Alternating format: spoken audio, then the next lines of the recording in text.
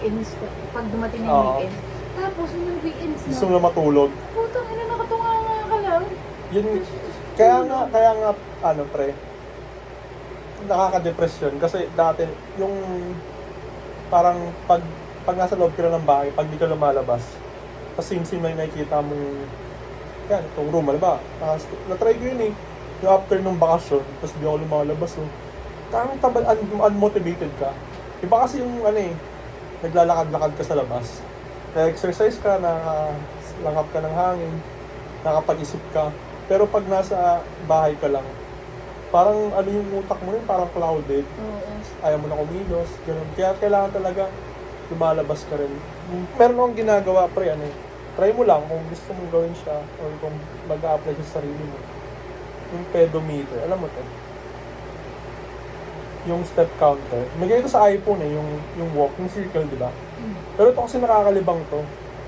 Parang every day, nakaka 6K yung average ng walk, ng steps. Ano, of course. Pag lalabas ka, buksan mo lang siya yung app, tapos mabibilang yung steps naman. So, kaya, kung hindi mo ako niyaya, nasa BGC na ako ngayon, naglalakad. Huh? Goal ko maka 10K steps sa isang araw. Nag-mover kaya ako dun. Mover? Nag-mover kami. Mover? Yung, scooter. Ang saya. Doon ako na-aksidente, yung pangalawang ganun rin. Kasi, Nalaglag tong iPhone ko. Ang nangyari nun, ano to, scooter o yung e-bike? scooter. Okay. So, nilagay ko yung iPhone ko sa, Mount. yung ganun niya, oo. Malaki tong iPhone ko, di ba? Oo. Medyo maluwag. Tapos, ang nangyari nun, nalaglag yung, so, pagkalaglag ng iPhone, hindi ko try kong saluhin. Dahil nagpanic na ako kasi Okay, nalaglag. okay. Kasi isip ko, tangina, nabasag na, parang gano'n na. Tapos, napindot ko yung brake, gumanon. Una to, akala ko nga, nabumi ako eh. Shit! Ganun, kapeklat na eh. Hindi may mga tumulong sa'yo. Kung yung babae, kinabahan siya, yung matanda. Are you okay? Gawin siya. Ano, tatawag na ba tayo ng hospital? Kasi yung hindi tayo, dumudugo talaga, dugo. Tapos, ayun ako pa ngayon, may video pa nga yun eh. So, makita. Andun siya? Hindi, yung video na nalaglag yung salmos, gumunti siya. Gumanon talaga eh. Ina. Kasi di ba nagbibideo ako habang nagaganon? Ah. Tapos nung nalaglag yung phone ko, na-videohan pa eh. Tapos nag-alarm yun eh, pag nakasidente. Ang ingay nung scooter eh. Yung alarm niya. Parang signal distress yun ata, pag nabangga. Wala pa akong helmet yun. Sa ano daw, mag-passive. Gagawin doon. Ano ba, nandun ba siya? Andun yung mga ano niya. Hindi ko naman kailala yun kasi. Ay, parang ako din. Pero, parang tatry ba natin makipag-friends? Ano yun, nag-inuman sila doon? Malamang, alam mo, nagpe-pray sila dun. Hindi, wala akong pangambag doon sa inuman. Hindi tayo mag-aambag. So, Siguro, bihira lang, minsan lang naman to. tamad ako. Huwag na tama rin. Wow. Teka lang. Pero pag wala ako, nandun ko sa BGC, talaga ba? Hindi, gusto ko kasi ganong activity, pero hindi na ako nag-iinom. Hindi mo tayo ilong. Hindi mo sure. Oo, di ba? Hindi mo sure eh. Hindi, ibig ko sabihin, hindi ko kasi kilala. Doon kayo lang dalawa, kilala ko ni Rin eh. Ano ba yun? Ilan ba sila doon? Marami sila. Hindi. It's like, parang 7. Kunti lang yung weed mo. Kasama yung Mga- trainer. Tingin nga, saan nga ay picture? Pag may maganda kasama ka. Joke lang. Hindi. Para, alam mo yung expect na taong makikita Yan, natin. sila lang. Yan, kabaklaan. Ito yung trainer. Yan lang, yan lang. Ano ba yung team building? Eh, parang yung, di ba nag-celebrate kasi nga, graduate na nga kasi sila. Sa nesting. Oo, eBay. Nesting.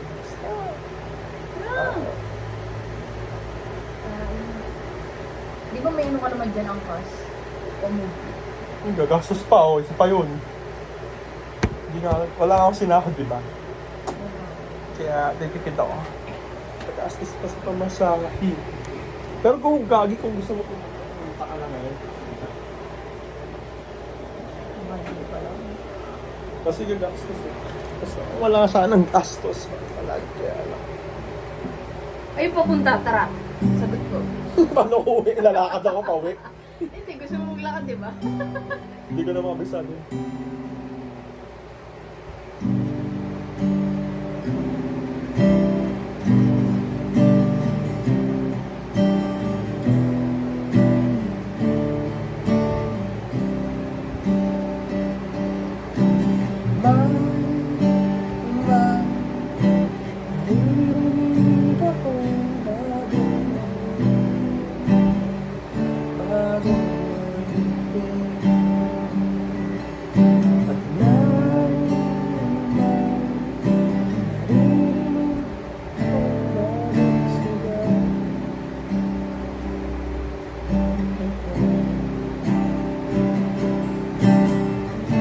Totoo to.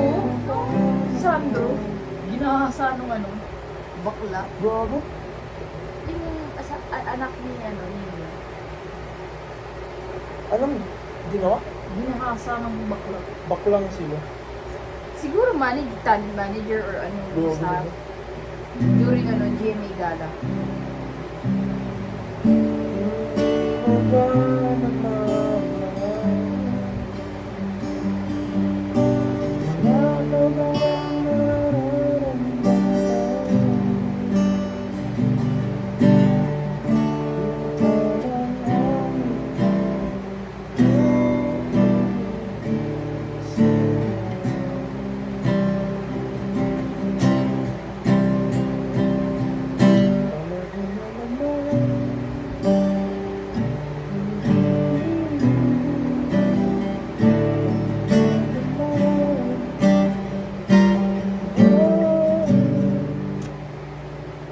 O kaya pre mga ano, mga concert, yung mga OPM gigs lang.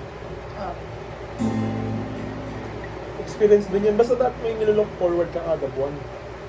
Hindi yung puro sahod lang. Forward ko nga lang sa akin. Boring yung buhay mo nun pag gano'n.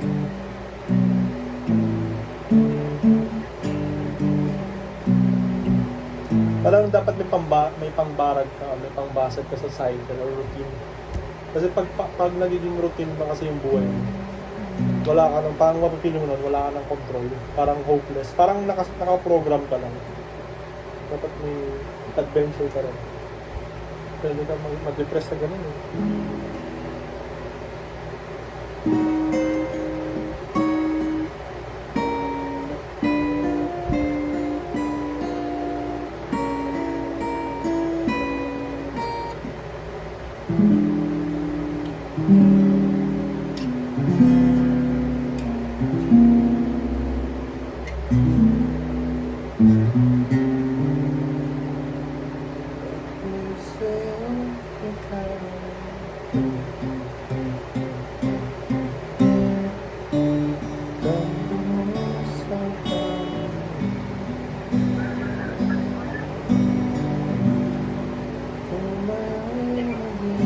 Dito okay na nalayan.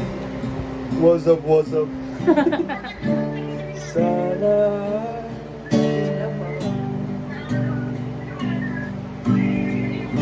sa ilalim ng pag-ibig sa buhay. Ay, Ate Rain. Balita ko, graduate ka na daw ah. Happy graduation. Happy graduation. Yes. Hello? Ay, bakla. Hello po. Ay, Lagi lang ko. what's up, what's up?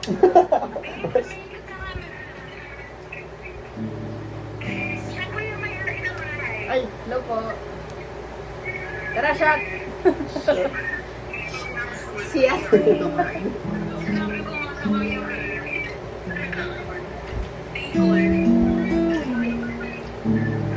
B! Be my lady! Nag-musical na ng adang salita.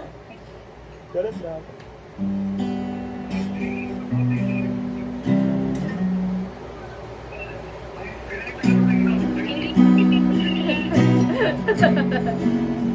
Uy, anong oras ka na naman uuwi? Anong oras ka na naman uuwi?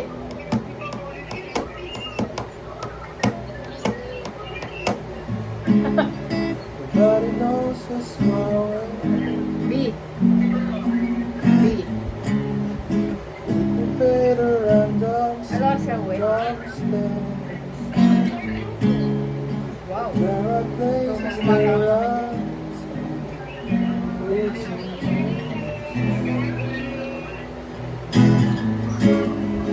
with the universe comes by to make the lights to make us feel Wala. alive. Whenever you were Ano? sure. Ah, okay. Happy graduation. Close your eyes, Okay. try to see. Bye-bye. Cause when my time seems clear, we set free. When the shield broken down some things in my heart. Saan mo nabili yung Nike mo? Na Jordan.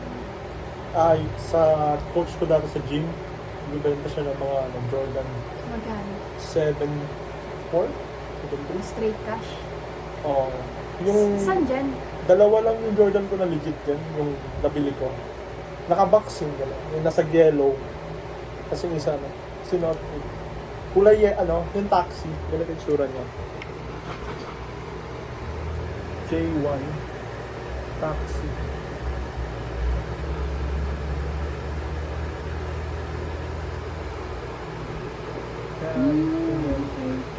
Pero low cut lang. Oo. Tapos yung isa, kulay red. Yung, J1 din, low cut. Hindi mo na-chinek kung legit kasi... Hindi legit talaga. Kasi may scanner si coach. Ah, okay. Nung genuine mas. Yung QR. So, below S... Hindi eh. Kasi... Below SRP nung binenta siya. Magkano ba yung price na 105? Hindi, sa Philippine... Try mo search. Price... Ito yung mo, laptop mo. Yung tagal na yun, 2018 pa yung laptop ko. Hindi pa ako nagpapalit. 9. Oh, 9K. Mas mura ko pa nabili. Pero low cut lang yun. Yun high cut. Okay. Yeah. So, mas mahal kasi pag high cut. Oo, mas mahal talaga. Pero hindi ako nag-high cut. Maganda yung high cut, pero Mas makaano. Boots. Oo.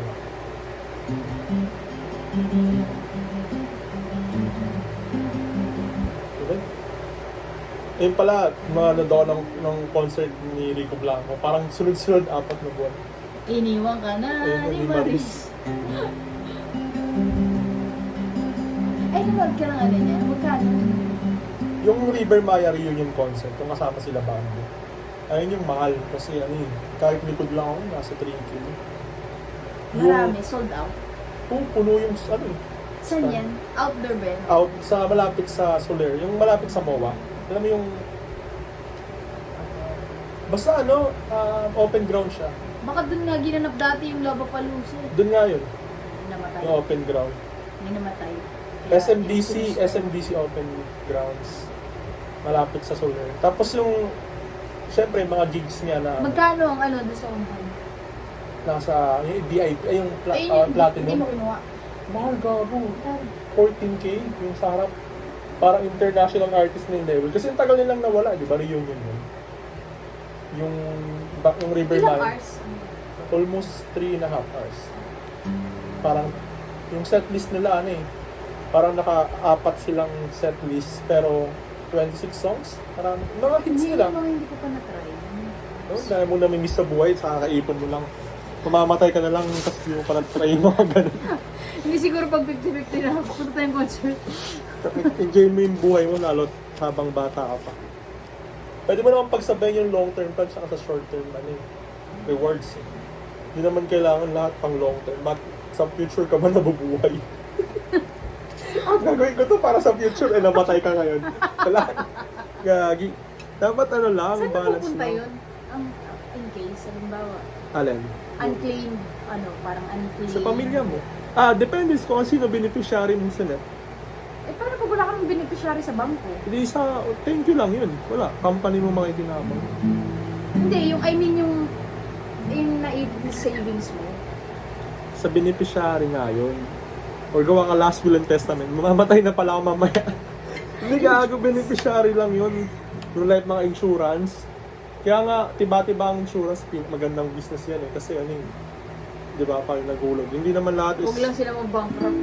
Hindi yun. Yung mga ginagawa ko na sa iba, yung parang, yung sa Star City, Arson talaga yan eh. Yung Kahit sa nasunog. post office, no? Sinadya. Planado yun para makuha nila yung insurance.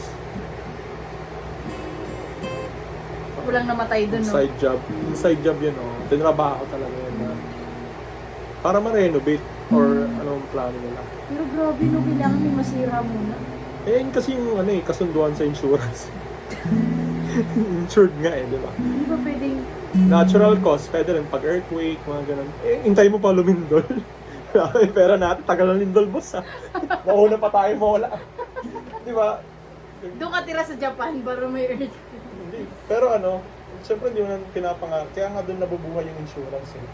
Yung parang thought. Kasi tayo mga tao, meron tayong fear. Gusto natin magkaroon ng security lagi. Parang nakastructure yung buhay. Parang secured. Eh doon nagbe-benefit yung insurance company. Kasi kapangakuhan ka nila na, boss, in case na may mangyari sa'yo, ito yung makuha mo, 1 million. Meron na din bago sila ngayon, aside sa insurance, yung 5 years from now, lugo na yung pera mo, ito na yung makuha mo. 10 years from now. Parang at the same time, ipon din siya. Pero yung turo sa amin ng financial advisor, parang goods yun kung yung pera lang na nilalagay mo talaga doon is hindi sobrang extra mo lang. Pero kung ang gagawin mo is parang papatubuin mo nga siya, parang parang ita-time deposit mo. Oo. Mas maganda pa na lang daw mag-business ka na lang. Kasi sobrang liit lang ng percent. Parang hinold nila yung pera mo ng ilang years. Tapos, alam mo pa yung sa bangko kapag nag-time deposit ka ng 1 million. Yung within 1 year, tutuloy na ng 1 million ng 5,000. Sabi mo, kung yung 1 million pinagdiwata para sa... Or pinag-move mo, malaki. Basta ang mindset mo kasi sa ganyan. Sige, time deposit ito, hindi ka na makailangan ng pera. Ayun, okay lang yan. Pero kung parang ang mindset mo lang talaga is para in 5 Magkano years. lang tubo ng pag-time deposit? Yun nga, sinabi ko na, 0.5%. Kasi timo, 1 million is 5,000 lang tinubo. 5% 5,000 lang. 1 year? Oo, 1 million. Grabe naman yun. Wala ka naman kasi ginawa eh. Wala ka naman ginawa. Nilagay mo lang yung pera mo sa bangko. Wala kang ginagawa. Pinatihaya mo lang yung pera mo sa bangko. Kaya naman, maya na lang, may interest pa per month, 200 pesos.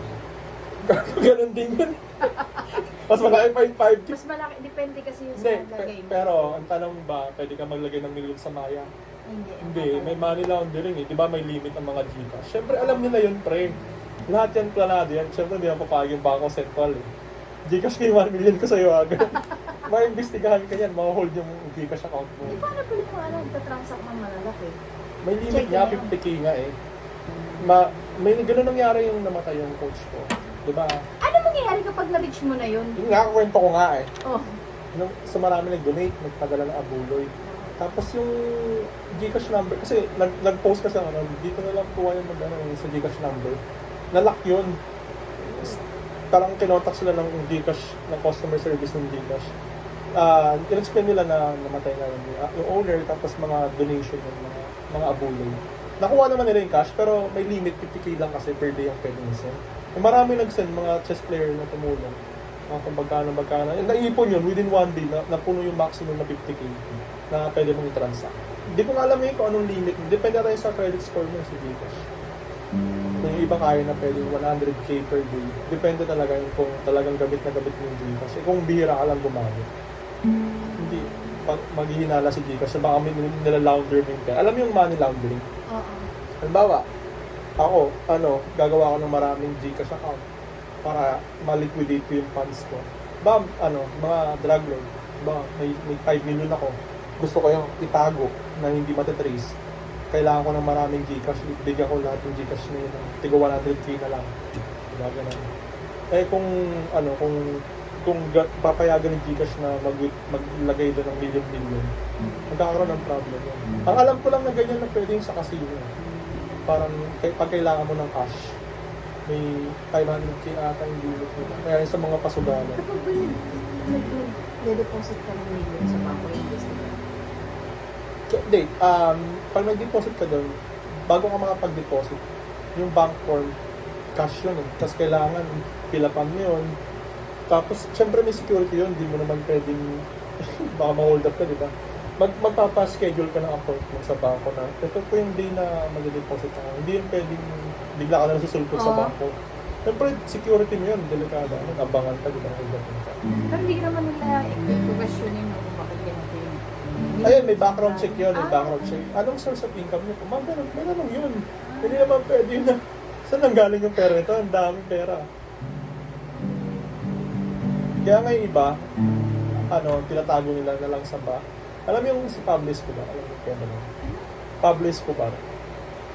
Familiar ako pero hindi ko namin. So siya, number one drug lord kingpin ng Notorious dati. Colombia noong 1980s to 90s. Drug lord. Drug lord. Sobrang dami niyang pera. Nagbebenta siya ng cocaine. Nilalabas. Mapatay siya. Papatay siya.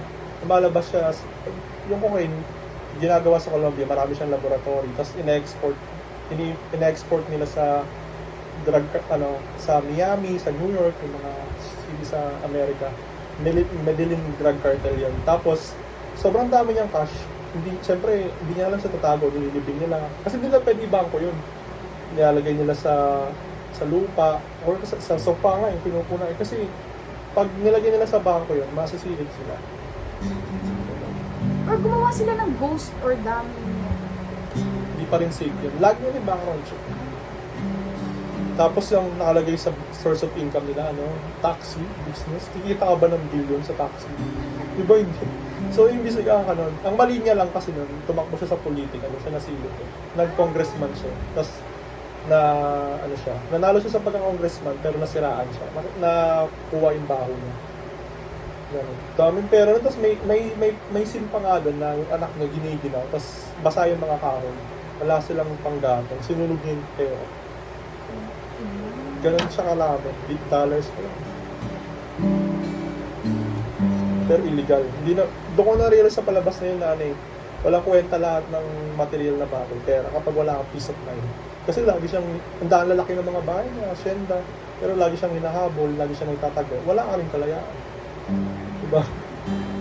Dahil mga pera, hindi ka makapunta ng mall. Pero ang swerte ng family. Hindi, ang nangyari doon, tawag ito lahat ng mga pera na launder, kinumpis ka ng government. Pero mayaman pa rin sila. Hindi lang sobrang yaman katulad nila.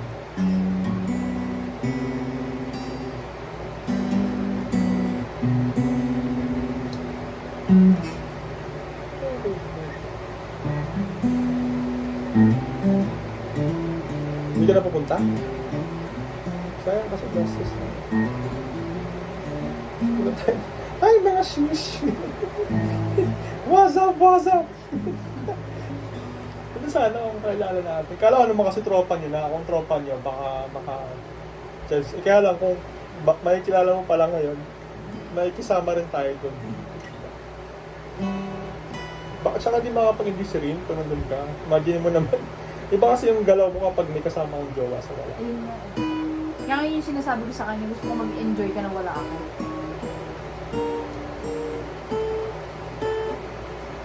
Ganun lang dapat. Ngayon na lang ulit niya yung nagawa sa buhay niya. Ito ngayon, parang nag-enjoy siya, iinom siya na wala ako. Which is okay lang naman din sa akin. Kahapon din, ganun ulit sila. Tapos ngayon ulit. Ngayon na lang ulit siya nakagano, nakalala.